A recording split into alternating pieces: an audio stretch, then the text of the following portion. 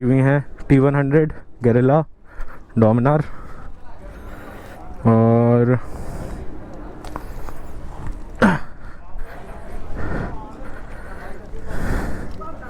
भाई लोग अपने सारे रेडी हो चुके हैं। Let's leave.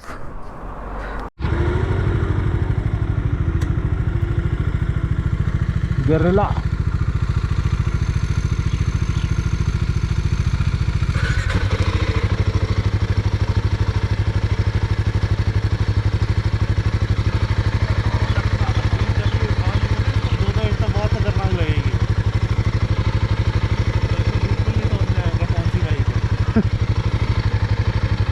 कहाँ ले जा रहा है? धक्का मारने के लिए?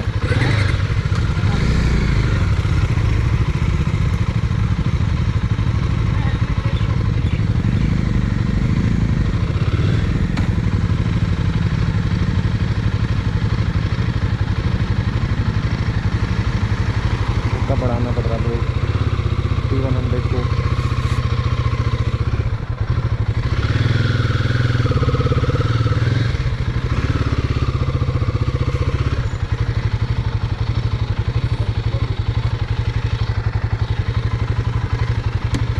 ओ भाई आराम से हेलमेट नहीं बजाने का एक्सपीरियंस।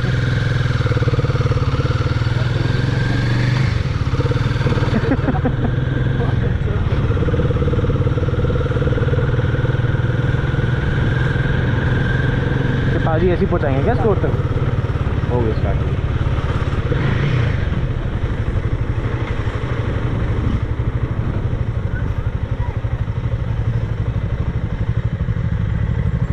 चल चल ज़्यादा कोजी नहीं होना। चलो भाई फाइनली गेरिला का रिव्यू स्टार्ट करते हैं। ओह ऑटो एडजस्टिंग स्क्रीन, क्या हुआ? दोबारा बंद हो गई। जल्दी कर दूँ भाई। हो गई आज की राइड में बॉनी बंद हो गई और उसके वजह से क्या है कि हम लोग धक्का लगा रहे हैं और धक्के के चक्कर में आज एक्चुअली पूरी राइड और पूरा ये आना जाना ना लेट बॉनी की वजह से ही हुआ है। और भाई anyways let's get back to the video. गेरिला I'll be honest, I am very impressed with this bike. Very impressed. Outstanding performance, amazing handling and amazing brakes. I am absolutely amazed by this bike. मतलब बहुत प्यारी bike है यार, बहुत प्यारी bike है। And specially पाजी की बाइक में जिसमें एयर फिल्टर वगैरह लगा हुआ है, इसका परफॉर्मेंस तो is like this doesn't feel like a 450cc anymore. This is giving me those 650 vibes, royal Enfield 650 vibes. बहुत प्यारी बाइक है यार। एंड इस बाइक में रॉयल एनफील्ड ने वेट भी काफ़ी शेड किया है, तो उसकी वजह से इसका परफॉर्मेंस जो है वो और अच्छे से हाईलाइट होके आ रहा है। बॉनी फिर बंद हो गई। आनंदू की बीटी हो गई आज। चलो भाई यार, अब मुझे लगता है मैं तो स्टोर पहुंच ही जाता हूँ। This bike has absolutely amazed me. Performance is very good. 0 to 100 figures अगर आप बात करो, if you are looking for a 0 to 100 figure on a bike, भाई ये this bike will actually impress you because इसका वही सीन है। It looks very cute, very like friendly, मैं तुम्हें कुछ नुकसान नहीं पहुंचाऊंगी kind of bike, but this is actually very rapid.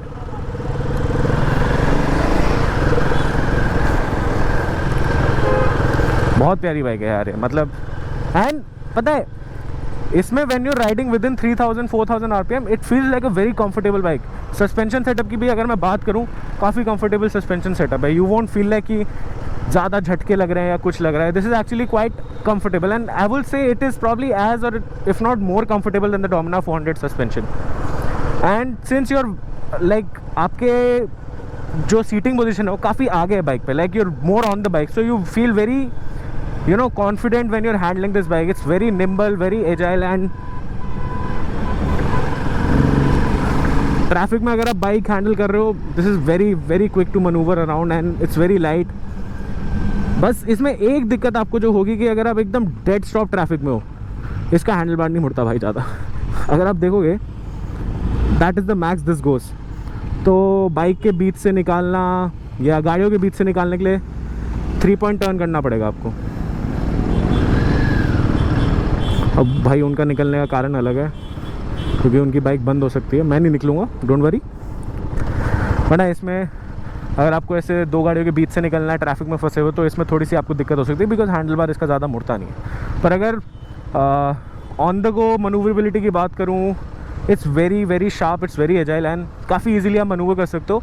And इस बाइक का काफ़ी बड़ा एडवांटेज है इस बाइक के tyres. This bike is sitting on 120 at front and 160 at the rare.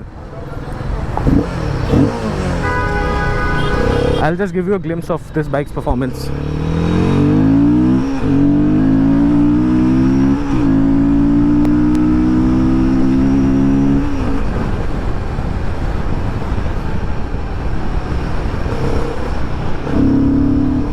तो आप बोर नहीं होगे इस बाइक में कभी, इतना मैं आपको लिख के दे सकता हूँ। इस बाइक पे आप बोर नहीं होगे, बहुत फन टू राइड बाइक है। एंड टर्न्स के around you'll never feel the lack of confidence because of the wide tires. I believe जो टायर का सेक्शन है, जो टायर की width है, that is very good, but I think they could have given a better tire. But as they have given this bike a roadster profile, like you can take it on the road and off the road as well, तो इसमें उन्होंने थोड़े blocky tyres दे रखे हैं ताकि off roading में भी आपको दिक्कत ना हो।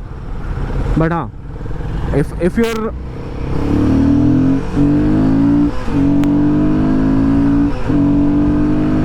if you're a tarmac rider, then you can probably change the tires and put the Ninja 650 ones because उसका भी सेम सेक्शन, सेम विड्थ है, सेम साइज़ है। आप वो वाले टायर लगा सकते हो, आपको कोई दिक्कत नहीं होगी।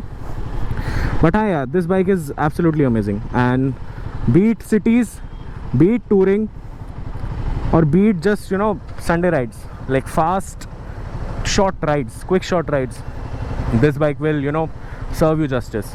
आप अगर टूरिंग कर रहे हो, it's quite comfortable and the seating position is not very committed. तो specially at least for me it's not very uncomfortable. I believe I can munch like 800 kilometres in a day with this bike, क्योंकि ना तो इतना committed है seating position. हाँ, पाजी ने इसमें टूरिंग सीट लगा रखी है, तो I think that is serving as a factor as well for the comfort, because seat इसकी पहले जो थी वो उतनी कंफर्टेबल नहीं थी एंड काफ़ी नैरो थी। ये वाली काफ़ी प्लश और थोड़ी सी वाइड है, तो मे बी उसके वजह से भी मुझे डिस्कम्फर्ट कम हो रहा है। बट अगर मैं जस्ट बाइक की बात करूँ, the handling, the characteristic, the vibrations और the seating position is actually very good. You can easily munch miles in this. And अगर मैं बात करूँ इसके परफॉर्मेंस की, इसके इंजन की, you can cruise at 100 kmph easily, the bike will not break a sweat. आराम से 100 kmph में आप इसमें क्रूज़ कर सकते हो एंड आपको बिल्कुल भी नहीं लगेगा कि इंजन स्ट्रेस। और जैसे ही आपको अगर लग रहा है कि यार थोड़ी बोरिंग हो रही है ride, just shift down and accelerate and this bike will surprise you. मेरे को मतलब इस बाइक को चला के लग रहा है कि भाई it is worth an investment. And it's looks की अगर मैं बात करूँ पर्सनली, मतलब मैं लुक्स में ज़्यादा कमेंट नहीं करता because looks is a very subjective thing. मेरे को पर्सनली इसके लुक्स बहुत पसंद आते हैं। It's a very retro meets modern kind of vibe, and I think Ari knows how to just bang a nail on the head with these designs. उनकी जो retro modern bikes हैं सारी बहुत अच्छी लगती है। बीट द हंटर और beat the meteor सारी अच्छी लगती हैं, कोई ऐसी बाइक नहीं है जो उनकी बुरी लगती हो। तो भाई मैं तो यही कहूँगा यार, शोरूम जाओ, टेस्ट राइड लो और ख़रीद लो भाई। मतलब अगर टेस्ट राइड नहीं ले पा रहे तो ख़रीद लो। आई कैन वाउच इतना कि you won't be upset with this bike.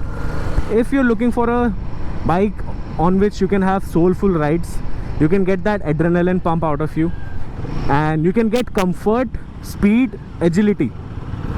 Bhai, just go for it. The only downside that I've seen on this bike is the handlebar movement. कि handlebar काफ़ी कम move होता है। Like I think I'm not sure about the exact numbers in terms of कितने angle तक इसका handlebar मुड़ता है, पर हाँ आई एम प्रीटी श्योर उतना नहीं है। ये मेरे ख्याल से डोमिनार से थोड़ा सा कम ही मुड़ता है इसका हैंडल बार। तो जैसा कि मैं आपको ऑलरेडी बता चुका हूँ, डोमिनार का एक बहुत बड़ा इशू यही है कि वो लंबी है और इसका हैंडल बार कम मुड़ता है, इसका उससे भी कम मुड़ता है। तो वो ये एकदम डेड स्टॉप ट्रैफिक में आपको थोड़ा गाड़ियों के बीच से निकलने में थोड़ी दिक्कत हो सकती है, आपको शायद 3 पॉइंट टर्न्स मारने पड़े।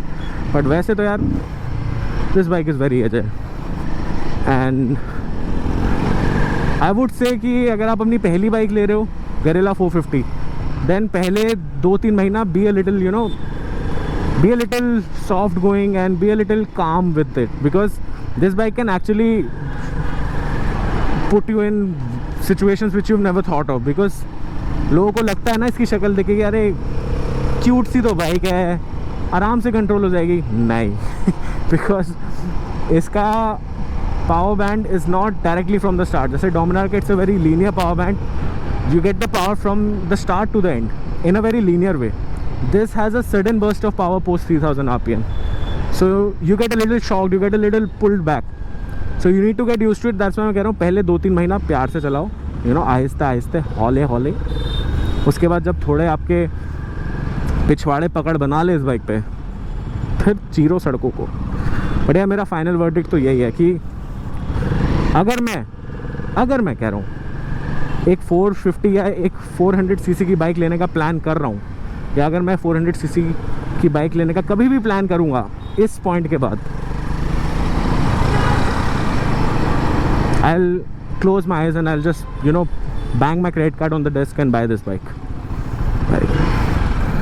मेरे को इस बाइक से कोई निराशा नहीं है एक्सेप्ट द हैंडल. और ठीक है यार, कोई नहीं, मत चलाओ ट्रैफिक में. अगर ट्रैफिक में तुम्हारा चलाना इंपॉर्टेंट है, you'll get used to it.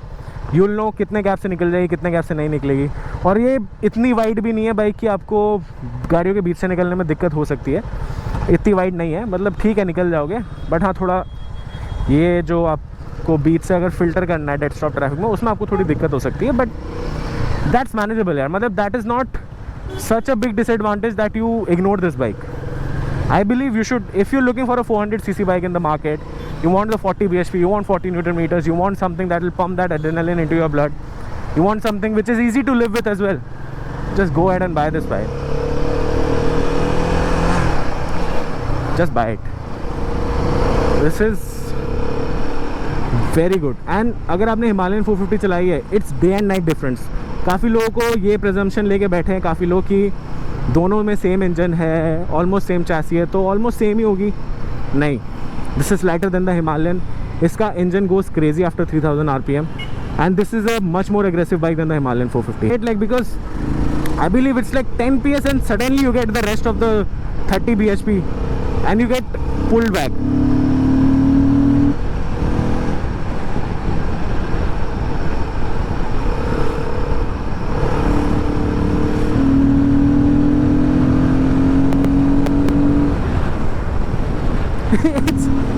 This bike doesn't make a sweat to reach 100 kmph.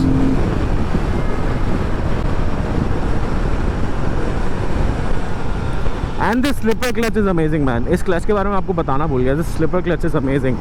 Suspension is stiff enough to inspire confidence.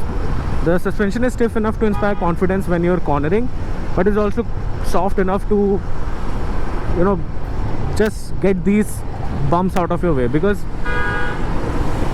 कई बार क्या होता है कि the suspension is so stiff कि आपको एक एक पत्थर फील होता है. इसमें ऐसा नहीं है. It's I might say it, but this is actually one of the most perfect balance I have seen of stiff suspension and soft suspension. कि इतना सॉफ्ट है कि आपके छोटे मोटे गड्ढे आराम से ले जाएगी, और इतना स्टिफ है कि कॉर्नरिंग में आपकी बाइक को मिसहैंडल नहीं होने देगी.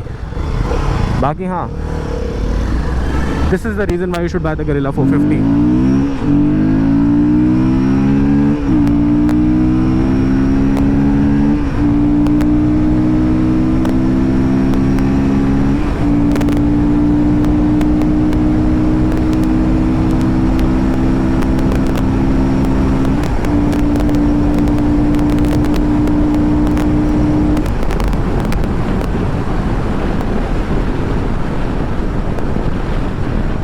फाइनल वर्डिक्ट यही है भाई, शोरूम जाओ और ले लो.